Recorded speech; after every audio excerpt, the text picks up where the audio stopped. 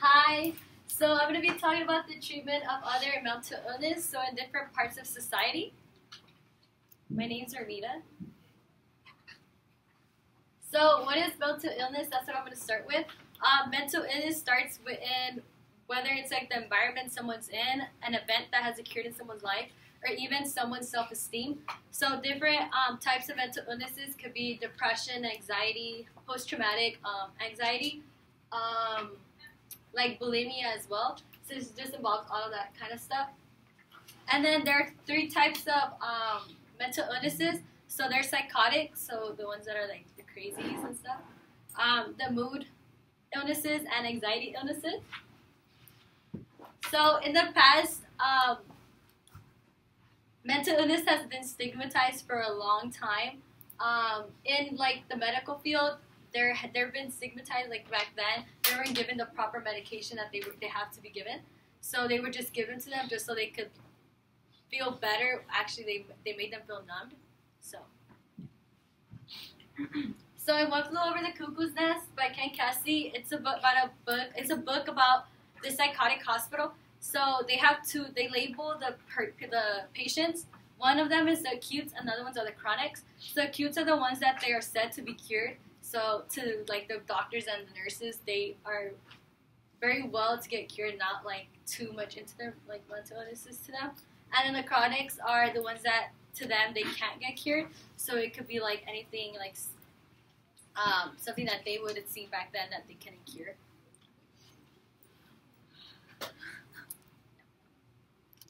So in 1962, like the medical medication that they would give their patients were they would give them a lot of pills. So the main character in the novel, the nurses would just pass by and like make them swallow the pills. They didn't allow them to decide if they wanted to or not. They would even like sit them down and electrify them just so they could feel numb, like I said. And then there's this part in the book where they put him in this isolation room, and there were like the other patients were like basically making fun of him that he wasn't able to eat. So they would sit in front of where the room he was in and just eat in front of him, and then he just explained how like he felt that he wasn't treated the way he needed to. And then the whole why Ken Kesey wrote this book is that he actually worked at a hospital, like the psychotic hospital, at a psychotic hospital in Oregon. So he just wrote about his experience there. So it shows how credible he is. And they also like mistreated them. Like they would hit them with like the brooms and stuff. So it was just how like you see the treatment of otherness in the medical field back then, just due to the fact like they would make them feel numb just so when their family would come over and see them, they would think that they're okay when they really weren't. They were just, so throughout time, the medication changed. They had to be prescribed the certain pill that they had to get. They couldn't just be given anything. And they would prescribe the pills, anything that they would give them. They had to come back in like a month to see if the pill was working or not. It's 8:30. Unlike in the other, back then, they just gave them pills without knowing the side effects that the patients had to it. Also, back then, you could just put someone in a psychotic hospital. Talking to my mentor, she told me that, since she's a private psychiatrist, she told me that now you could put them in a 72-hour hospital. So they only stay there for 72 hours. After 72 hours are done, they get the right to get a court hearing.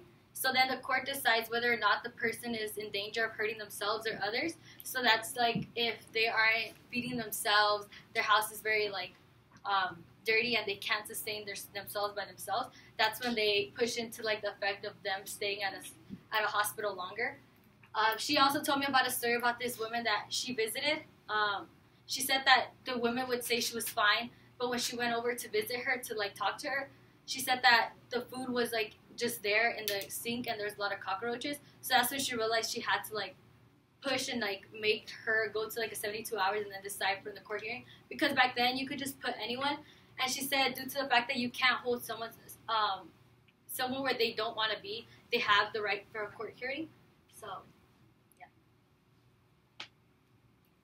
So it just adds on to my mentor's, not her story, but her father's story. she told me about that when he was a little kid, these boys like beat him up because he was very like smart and very different from them. So they were jealous of him, and they beat him up, and so then he grew post-traumatic anxiety. That's when you're anxious and like scared for like a period of time. So it's just she told me that he would wake up screaming, and then he wasn't able to speak for a really long time. So, and then that was like in 1960s, 50s, something like that. And she said that back then they didn't even have the correct medication, so they would just give him anything, and that led into Alzheimer's for him. So now he's dealing with Alzheimer's. It's just like it shows like how the treatment of otherness back then really affected people because they weren't given the proper stuff they needed. And so this brings me back to Ordinary People by Judith Guest. This is where the whole family, like the other side of the society, how family even treated their kids as the other, just due to the fact that, because, okay, the boy, his brother passed away. He always felt like he was the fault that why his brother passed away. And so even his friends, when he went back to school, because he went to a hospital, he was there for a while. After he came out, he went back to school, and his friends would treat him differently just because they thought, like, oh, he's very, like, sad, and, like, he needs more, like, that attention, like, for you to be nicer to him. And he always felt like that wasn't right for people to do. He wanted to feel like everyone else. He didn't want people to feel bad for him. And so it also, like, his mother treated him as the other because his mother would just push him away, and, like, she never asked him, like, oh, what was going on, you know. It was mostly his dad. So you could just see how, like, yeah, so how this connects to, like, society, I would say labeling. We label a lot of people due to the fact that they are, the way they are dressed, or just, like, even the things they do to themselves and stuff. And that's how I connected it to Ordinary People, because in the book, his friends call him flaky, just due to the fact that he's very, they feel like he's too, you could say, like, different, like, after he came out. And then also how even someone could label themselves that they're fine when we might not know the actual reason if they are or not. So it just adds on to, like, anyone could get a mental illness. You don't have to have gone through something, or, you know, I feel like that's something people don't understand, is that mental illness could grow in someone, like, the next day and stuff, and it's just something that we can't stop. And so how this connects to high school, the reason why I did mental illness in general as my senior thesis was because I feel like in high school, we judge people based on how they look and what they are wearing. So I feel like we've all judged someone once in our life. Like, we can't say we haven't. And I feel like that's something that should be stopped, because I feel like even if someone's wearing all black and, like, they look very different, doesn't mean that they might be depressed or something, because the person that's smiling could be the one going through the most.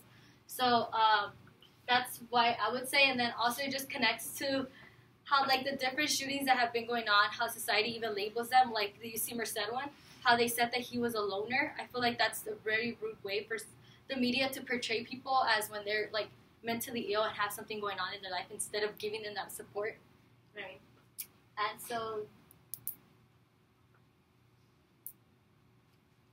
I was speaking to my mentor and asked her what does she think we could do as, like, our society and, like, even in high school. And she came up with a really good idea that we should have, like, global education-wise about mental illness. So explain more to, like, the youth and tell them that not only, like, if you have gone through, like, a parent passing away or something else, doesn't mean you can't grow any type of mental illness. And she also said that we should be more nicer to people. Even if you don't talk to someone, you should still, like, congratulate them, be like, hey, you look nice today. You know, you never know, like, what little word can make someone feel better. That's what she was telling me. And then I asked her what she would have done, because she told me about this patient that she interacted that passed away due to the fact that she said that his father was very wealthy. So he was an alcoholic, and then he kind of just, like, stopped for a while, but then his father wouldn't let him go see her. So the father ended up saying, no, he could go some other day. We're going to go on our yacht and something like that. And she was like, that she felt like that wasn't right for him to do. So then that ended up leading the guy to, like, committing suicide, because he felt like he needed to drink and stuff. So she says that due to that, we should also educate our parents and like the family, just so they can know that you don't need to be a certain way to like gain like your own mental illness. So yeah, that concludes our presentation and my citation.